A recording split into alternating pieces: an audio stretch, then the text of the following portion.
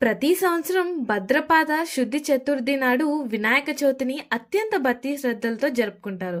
ఈ రోజున గణపతి అందరి నుండి పూజలు స్వీకరిస్తాడు. అడ్డంకులను తొలగించి విజయాన్ని ప్రసాదించే దేవుడు గణపతి కనుక ఆయన పుట్టినరోజున ప్రత్యేకంగా పూజించడం ద్వారా జీవితంలో శుభం కలుగుతుందని శాస్త్రాలు చెప్తున్నాయి. గణపతి జన్మ కథ. ఒకసారి పార్వతీదేవి స్నానం చేయబోతూ తన శరీరంలోని గంధపు పొడితో ఒక విగ్రహాన్ని తయారు చేసింది. ఆ విగ్రహానికి ప్రాణం పోసి ఇక నుంచి నువ్వు నా కుమారుడు అని చెప్పింది. ఆయనకి తర్వాత గణేశుడు అనే పేరు వచ్చింది.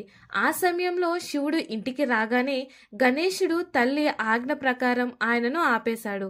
అప్పుడు శివుడు కోపంతో తన త్రిశూలంతో గణేశుని తలను నరికివేశాడు. పార్వతీదేవి ఆ బాధను తట్టుకోలేక శివుణ్ణి గట్టిగా ప్రశ్నించింది. అప్పుడు శివుడు తన తప్పును గ్రహించి గణేశునికి ఏనుగు తల అమర్చి మళ్లీ జీవం పోశాడు. అలా ఏనుగు ముఖం కలిగిన దేవుడు గణపతిగా ప్రసిద్ధి చెందాడు. ఆ తర్వాత దేవతలంతా గణపతిని మొదట పూజించబడే దేవుడిగా నియమించారు. ఆయనను పూజిస్తే విఘ్నాలు తొలుగుతాయి, కార్యాలు విజయవంతమవుతాయి అని వరమిచ్చారు. ఏ పని మొదలుపెట్టినా గణపతి పూజ మొదట చేస్తే అడ్డంకులు తొలగిపోతాయి. కాబట్టి సంవత్సరానికి ఒక్కరోజు ఆయనకు ప్రత్యేకంగా పూజించడం ద్వారా సంవత్సరమంతా శుభం కలుగుతుందని విశ్వాసం. ఈ రోజున గణపతిని పూజిస్తే సప్తజన్మ పాపాలు క్షయమవుతాయి. గణపతిని బుద్ధి ప్రదాత, విద్యాదాత అని పిలుస్తారు. విద్యార్థులు ప్రత్యేకంగా ఈ రోజున పూజిస్తే మంచి ఫలితాలు పొందుతారు. లోకమాన్య తిలక్ గణపతి ఉత్సవాన్ని సామూహికంగా జరిపే సాంప్రదాయాన్ని ప్రారంభించారు. దాంతో ఈ పండుగ సమాజ ఐక్యతకు, భారతీయ సంస్కృతి ప్రతీకగా మారింది.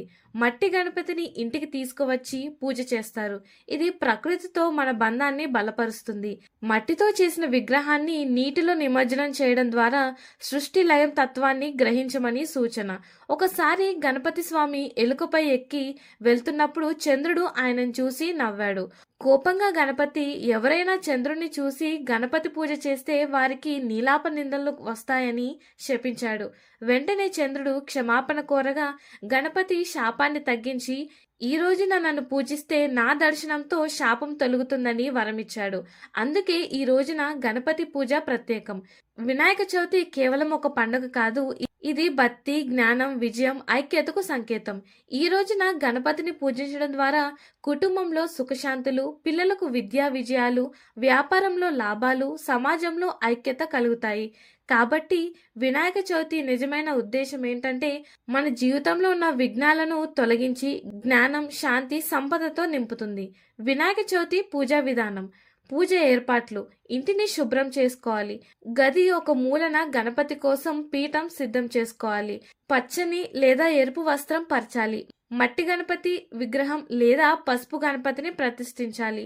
మట్టి గణపతి విగ్రహం పసుపు, కుంకుమ, చందనం, పుష్పాలు, ఆకులు, దీపం, అగరబత్తీలు, కొబ్బరికాయ, అరటిపండ్లు, లడ్డూలు, ఉండ్రాలు, పంచామృతం, కలశం ఇలాంటివన్నీ సాధ్యమైతే అమర్చుకోవాలి.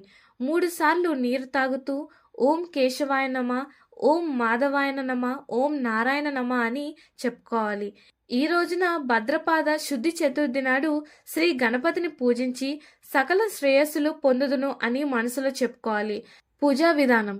గణపతికి పీఠం సమర్పించాలి. నీటి చుక్కలు అర్పించాలి. నీటితో చేతులు కడుక్కోవడం, పంచామృతంతో విగ్రహానికి అభిషేకం చేయడం, లేని పక్షంలో నీరుతో చేయవచ్చు. కొత్త వస్త్రాలు సమర్పించి గంధం, అక్షింతలు, పుష్పాలు, 21 రకాల ఆకులు అర్పించాలి.